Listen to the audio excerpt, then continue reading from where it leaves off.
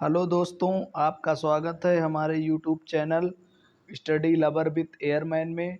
जैसा कि आप जानते हैं कि इंडियन नेवी एमआर तथा इंडियन कोस्ट गार्ड डीबी तथा जीडी में जनरल साइंस के कुछ क्वेश्चन की हम सीरीज कर रहे हैं, जिसका पार्ट 4 है। अतः जिन्होंने अभी तक हमारे चैनल को सब्सक्राइब नहीं किया है वो चैनल को सब्सक्राइब कर ले और बेल आइकन प्रेस कर ले, ताकि हमारे वीडियो की सर्वप्रथम नोटिफिकेशन मिल सके। चलते हैं क्वेश्चन की तरफ। क्वेश्चन नंबर 1 है, जीव विज्ञान के पिता फादर ऑफ बायोलॉजी किसे कहा जाता है? तो इसका सही उत्तर हो जाएगा ऑप्शन नंबर सी, अरस्तु को जीव विज्ञान का पिता या फादर ऑफ बायोलॉजी कहा जाता है। तो इसका सही ऑप्शन नंबर हो जाएगा यहाँ पर सी। चलते हैं क्वेश्चन नंबर 2 की तरफ। क्वेश्चन नंबर 2 है, जीवन का भौतिक आधार है। ऑप्शन ए जीन, कोशिका, माइटोकॉन्ड्रिया, जीवद्रव्य। तो इसका सही उत्तर हो जाएगा ऑप्शन नंबर सी। जीवन का आधार जो है, भौतिक आधार जीवन का माइटोकॉन्ड्रिया है। तो आपसे क्वेश्चन पूछा जा सकता है माइटोकॉन्ड्रिया है, ऑप्शन ए कुछ भी हो सकता है। तो इसका सही उत्तर हो जाएगा जीवन का आधार। तो जीवन का भौतिक आधार माइटोकॉन्ड्रिया है। चलते हैं क्वेश्चन नंबर 3 की तरफ। क्वेश्चन नंबर 3 है, सर्वप्रथम कोशिका का पता किसने लगाया था? ऑप्शन ए स्लाइडेडाइन, option B Robert Hooke, option C Schwann, option D Darwin. तो इसका सही उत्तर हो जाएगा option number B, Robert Hooke. Robert Hooke ने सर्वप्रथम कोशिका का पता लगाया था। तो इसका सही आंसर हो जाएगा ऑप्शन नंबर बी। चलते हैं क्वेश्चन नंबर की 4 तरफ। क्वेश्चन नंबर 4 है, कोशिका का शक्ति केंद्र किसे कहा जाता है? बेहद इंपॉर्टेंट क्वेश्चन है। तो कोशिका का शक्ति केंद्र कहा जाता है माइक्रोकॉन्ड्रिया को। इसका सही ऑप्शन नंबर ए यहाँ पर करेक्ट हो जाएगा। तो आपको याद रखना है कि कोशिका का शक्ति केंद्र किसे कहा जाता है? माइक्रोकॉन्ड्रिया को। चलते हैं क्वेश्चन नंबर 5 की तरफ। क्वेश्चन नंबर 5 है, निम्न में कौन सी रचना पादप कोशिका को जंतु कोशिका से विभाजित करती है? तो इसका सही उत्तर हो जाएगा ऑप्शन नंबर डी, ये सभी मतलब कोशिका भित्ति, पर्णहरित्र, सेंट्रीओल जंतु कोशिका को पादप कोशिका के अलग करती है। तो इसका ऑप्शन नंबर सही हो जाएगा डी, ये सभी। चलते हैं क्वेश्चन नंबर 6वें की तरफ। क्वेश्चन नंबर 6वां है, निम्न में से किस कोशिकांग को आत्महत्या की थैली कहा जाता है?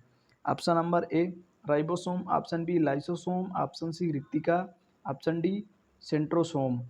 तो इसका सही उत्तर हो जाएगा option number B. Option number B इसका सही हो जाएगा लाइसोसोम। लाइसोसोम को कोशिकांग को आत्महत्या की शैली कहा जाता है। चलते हैं क्वेश्चन नंबर 7वें की तरफ। क्वेश्चन नंबर 7वां है, डीएनए की द्विगुणीय कुंडली का पता सर्वप्रथम किसने लगाया था? तो डीएनए की द्विगुणित कुंडली का सर्वप्रथम पता जो लगाया था वो वाटसन एवं क्रिक थे। तो इसका सही उत्तर हो जाएगा ऑप्शन नंबर ए। चलते हैं क्वेश्चन नंबर 8वें की तरफ। क्वेश्चन नंबर 8वां है, डीएनए का प्रमुख कार्य क्या है? इंपॉर्टेंट क्वेश्चन है आपके एग्जाम के लिए। डीएनए का प्रमुख काम क्या है? तो इसका सही उत्तर हो जाएगा ऑप्शन नंबर डी, अनुवांशिक क्रियाओं का संचालन ही डीएनए का प्रमुख कार्य है। तो इसका ऑप्शन नंबर यहाँ पर सी एकदम करेक्ट हो जाएगा। चलते हैं क्वेश्चन नंबर 9वें की तरफ। क्वेश्चन नंबर 9वां है, आरएनए पाया जाता है। तो आपको ये सब पढ़ना चाहिए थ्योरी की क्लास में। यहाँ पर हम क्वेश्चन डिस्कस कर रहे हैं। तो चलते हैं। तो इसका सही उत्तर हो जाएगा आरएनए जो पाया जाता है कोशिका द्रव्य में। तो इसका सही ऑप्शन नंबर यहाँ पर सी एकदम करेक्ट हो जाएगा। क्वेश्चन नंबर यहाँ पर 10वां है, आनुवांशिकी का पिता किसे कहा जाता है? लैमार्क, डार्विन, मेंडल, अरस्तु। तो इसका सही उत्तर हो जाएगा ऑप्शन नंबर सी, मेंडल को आनुवंशिकता का पिता कहा जाता है, यानी मेंडल को आनुवंशिकता का फादर कहा जाता है। चलते हैं क्वेश्चन नंबर 11 की तरफ। क्वेश्चन नंबर 11 है, मनुष्यों में गुणसूत्र की कुल संख्या है? 46 है, 47 है, 56 है, 57 है। तो इसका सही ऑप्शन हो जाएगा ऑप्शन नंबर ए, मनुष्यों में गुणसूत्रों की संख्या 46 है। आपको ये याद रखना है कि मनुष्यों में गुणसूत्रों की संख्या 46। इसका ऑप्शन नंबर ए एकदम करेक्ट हो जाएगा। चलते हैं क्वेश्चन नंबर 12 की तरफ। क्वेश्चन नंबर 12 है, निम्न में से मनुष्यों में होने वाली आनुवांशिक रोग कौन से हैं? तो ये आपको याद रखना है, वर्णांता, हीमोफीलिया, टर्नर सिंड्रोम। तो इसका ऑप्शन नंबर यहाँ पे डी एकदम करेक्ट हो जाएगा। ये सभी रोग हैं, वर्णांधता, हीमोफीलिया, टर्नर सिंड्रोम, ये सब मनुष्य में होने वाले आनुवांशिक रोग हैं। तो इसका ऑप्शन नंबर डी यहाँ पर बिल्कुल करेक्ट हो जाएगा। चलते हैं क्वेश्चन नंबर 13 की तरफ। क्वेश्चन नंबर 13 है, लड़का पैदा होगा। तो इसका सही उत्तर हो जाएगा ऑप्शन नंबर सी, जब एक्स वाई गुणसूत्र होंगे तब लड़का पैदा होगा। और जब एक्स एक्स चलते हैं क्वेश्चन नंबर 14 की तरफ। क्वेश्चन नंबर 14 है, हीमोफीलिया रोग से ग्रस्त व्यक्ति में आयरन की कमी हो जाती है, रक्त का बहना बंद नहीं होता है, रक्त बनता ही नहीं है, रक्त शरीर से स्वेत कण मृत हो जाते हैं। तो इसका सही उत्तर हो जाएगा ऑप्शन नंबर बी, रक्त का बहना बंद ही नहीं होता। हीमोफीलिया से पीड़ित व्यक्ति को चोट लगने पर रक्त का बहना बंद नहीं होता है, तो इसका ऑप्शन नंबर बी यहाँ पर एकदम करेक्ट हो जाएगा।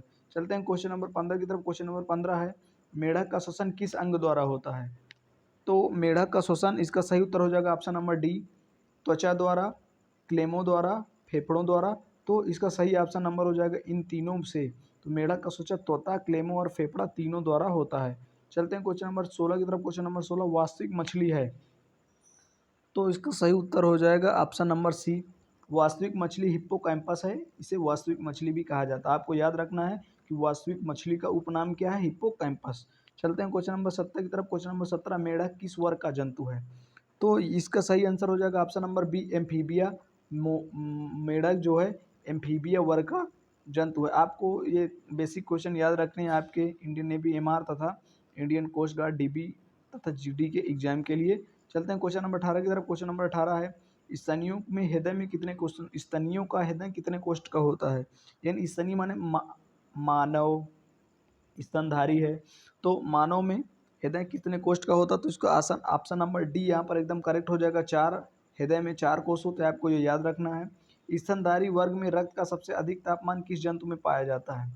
तो स्तनधारी वर्ग में रक्त का सबसे अधिक तापमान किस जंतु में पाया जाता है? तो इसका ऑप्शन नंबर बी यहाँ पर एकदम सही हो जाएगा, बकरी में। बकरी में सबसे ज़्यादा रक्त का तापमान पाया जाता है। क्वेश्चन नंबर 20 है, क्वेश्चन नंबर 20 है, मछलियाँ किस अंग से सांस लेती हैं? नाक से, त्वचा से, गिल से, मुंह से। तो इसका सही ऑप्शन नंबर हो जाएगा ऑप्शन नंबर सी, मछलियाँ जो है गिल से यानी फेफड़ों से अपना सांस लेती हैं। चलते हैं क्वेश्चन नंबर 21 की तरफ। क्वेश्चन नंबर 21 है, सबसे बड़ा स्तनधारी है, तो इसका सही उत्तर हो जाएगा option number D. Option number D, यहाँ ब्लू व्हेल इस पूरे ब्रह्मांड में सबसे बड़ा स्तनधारी है। चलते हैं क्वेश्चन नंबर 22 की तरफ। क्वेश्चन नंबर 22 है, सबसे छोटा पक्षी कौन सा है? तो सबसे छोटा पक्षी यहाँ पर ऑप्शन नंबर इसका सी करेक्ट हो जाएगा, हमिंग बर्ड दुनिया का सबसे छोटा पक्षी है, तो इसका ऑप्शन नंबर यहाँ पर सी एकदम करेक्ट हो जाएगा। चलते हैं क्वेश्चन नंबर 23 की तरफ। क्वेश्चन नंबर 23 है, क्वेश्चन नंबर 23 है, कशेरुकी जंतु के सर्वाधिक कठोर भाग कौन सा होता है? इनेमल, दांत, जांग की हड्डी, कलाई की हड्डी। तो इसका सही आंसर हो जाएगा ऑप्शन नंबर ए, दो दांतों का इनेमल होता है, वो जंतुओं के शरीर का सबसे कठोर भाग होता है, तो इसका यहाँ पर ऑप्शन नंबर ए एकदम सही हो जाएगा। व्हेल में श्वसन किस अंग से होता है? तो इसका सही आंसर हो जाएगा ऑप्शन नंबर सी, व्हेल में श्वसन किस अंग से होता है? तो इसका ऑप्शन नंबर सी यहाँ पर सही हो जाएगा, व्हेल में श्वसन फेफड़ों की सहायता से होता है। चलते हैं क्वेश्चन नंबर 25 की तरफ। क्वेश्चन नंबर 25 है, आधुनिक मानव में जंतुओं को किस वर्ग में रखा गया है? तो आधुनिक वर्ग के मानव को प्राइमेटस संघ में, आधुनिक वर्ग के मानव को प्राइमेटस संघ में रखा गया, तो इसका ऑप्शन नंबर सी यहाँ पर एकदम करेक्ट हो जाएगा। ऑप्शन नंबर क्वेश्चन नंबर 26 देखते हैं, ऊतकों का अध्ययन ऊतकों से संबंधी विज्ञान को कहा जाता है? यानी जिस विज्ञान के अंतर्गत ऊतकों का अध्ययन किया जाता है उसे क्या कहते हैं? तो जिस विज्ञान के अंतर्गत ऊतकों का अध्ययन किया जाता है उसे हिस्टोलॉजी कहते हैं। तो दोस्तों ये रहे हमारे कुछ इंपॉर्टेंट क्वेश्चन। अतः जिन्होंने अभी तक हमारा channel study lover with airman को सब्सक्राइब नहीं किया है, सब्सक्राइब कर ले, बेल आइकन प्रेस कर ले, ताकि हमारे वीडियो की सर्वप्रथम नोटिफिकेशन आपको मिल सके। मिलते हैं नेक्स्ट वीडियो के साथ, तब तक अपना ख्याल रखें। धन्यवाद।